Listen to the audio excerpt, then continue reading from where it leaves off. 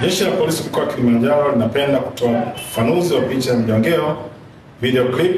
ilionekana kusambaa kwenye mitandao ya kijamii ikihusisha watu waliokuwa wanatumia gari lenye namba za usajili T540 EHF aina ya Toyota Noah, ikidaiwa walikuwa wakijaribu kumteka kijana mmoja aitwaye Jonathan Hayo. Huyu ana miaka 37, mkazi wa KSMC Moshi, eneo la Mbuyuni, wilaya ya Moshi, manispaa, Aprili 12, 2025.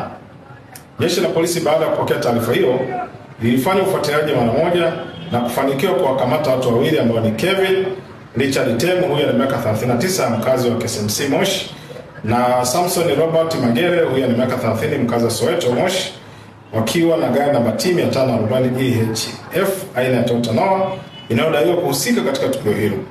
Gari hiyo inamilikiwa na kampuni ya Kesa Tours yenye ofisi zake mtaa wa Soweto Moshi mjini.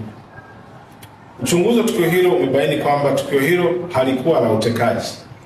bali watuhumiwa hao walikuwa wamemwajiri Jonathan Hayo anayedaiwa kutekwa kama mtaalamu wa mifumo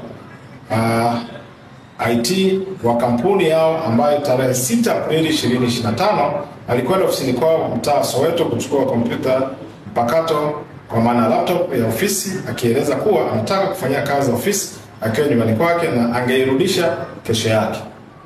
Baada ya Jonathan Hayo kuondoka na laptop hiyo hakuirudisha, ndipo waajiri wake walipata mashaka na walianza kumtafuta kwa siku 5 bila mafanikio. Ilipofika tarehe 12 Aprili 2025 walifanikiwa kumpata akiwa baa mtaa Rawa akinywa pombe, ambapo walikubali kwenda kuwakabidhi laptop hiyo na alifanya hivyo. Watu hao wakitumia gari namba T540 EHF aina Noah, baada ya kuipata laptop yao waliamua wampeleke polisi ndugu Jonathan Hayo kwa hatua zaidi, na walipofika eneo la Mbuyuni majira saa 1 usiku, Jonathan Hayo alifungua mlango wa gari ikiwa imesimama kwenye foleni